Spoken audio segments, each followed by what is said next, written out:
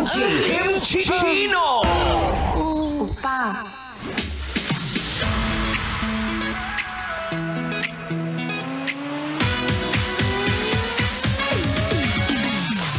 At sa panahon na kung saan ang simoy ng hangin ay pagkalamig-lamig, sumama na rin ang mga walang jowa. Walang jowa sa pagsisimbang gabi, di ba? Kasi Disyembre na at 13 days na lang magpapasko na. Karamihan dyan ay talaga nga namang gusto ng humabol.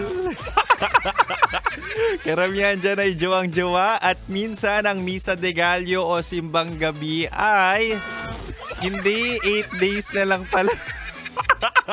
8 days na lang pala. Ito naman tinitignan ko lang kung alam nyo kung ilang araw na lang magpapasko na. 8 days na lang, magpapasko na. At kung saan ang mga tao ay talagang gustong humabol din minsan, no, sa love life na yan. Pero mahal, ang gusto ko lang sabihin na walang pinipiling oras, season ang mga manloloko. Kaya ikaw, dapat guard yourself, wag ka nang marupok. Kaya naman mahal, anyo sa'yo, ako ang iyong naririnig. Ang Spicy Opa sa Love Radio Manila, walang iba, kundi ako lang to, oo.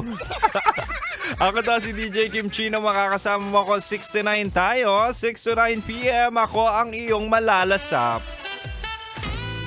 Bukod sa malalasap, ako rin ang magbibigay sa iyo ng mga tips, advices na kung saan about sa pag-ibig para naman matrato ka ng tama. Uy, pero totoo yan, di ba, mahal? Kasi minsan, akala mo tamang tao na, minsan akala mo siya na yung dawan, akala mo tatatruhin ka na ng tama, akala mo organic encounter na sa simbang gabi, pero ang ending, hindi pa rin siya yung karapat-dapat at hindi pa rin siya yung panghabang buhay mo kasi manluloko yan. Diba? O sige, ngayon tonight sa ating Chinitox, usapang pag-ibig mula sa chinito ng buhay mo, huwag ka na mag-alala. Yung mga iniisip mo or parang hindi mo pa alam kung ano itsura ng tamang tao at gusto mo na magka-jowa, malay mo makahabol ngayong Pasko, ibibigay ko ngayon ang katangian ng tamang tao, di ba? Para naman matrato ka ng tama. O, umpisa na natin. Unang katangian ng tamang tao para naman may reference ka ay palangiti. 'Di ba? Kapag nakita mong palangiti yan at kapag hindi ka nabibwisit sa ngiti, malaki yung posibilidad na siya na yung magiging tamang tao para sa iyo. Bakit?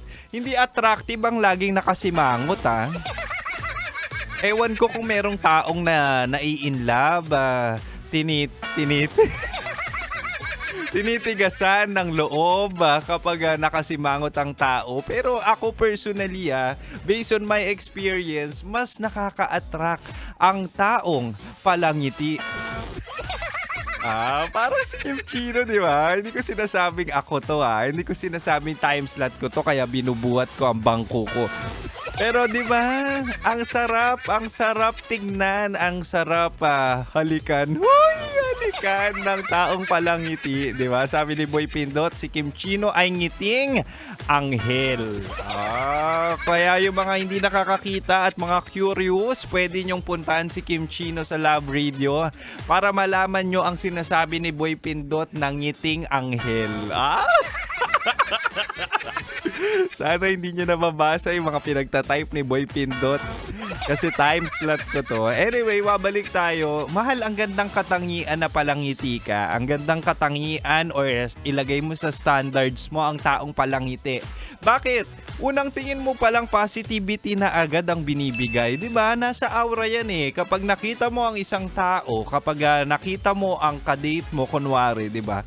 Tapos binigyan ka ng unang-unang ngiti at pagkatamis-tamis, di ba? Hindi ka ba mafo-fall? Kasi ako nafo-fall sa ganyan.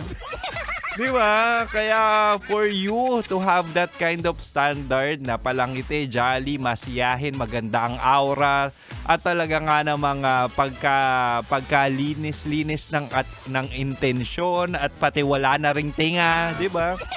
Might as well give it a chance, sugalan mo at Huwag ka mag-alala, isa pa lang yan. Meron pa akong dalawa dito, ha? Hanggang 9 p.m. mo pa ako makakasama, kaya dito ka lang sa 90.7 Love Radio Manila. Oo. Kailangan pa bang i-memorize yan? Basic!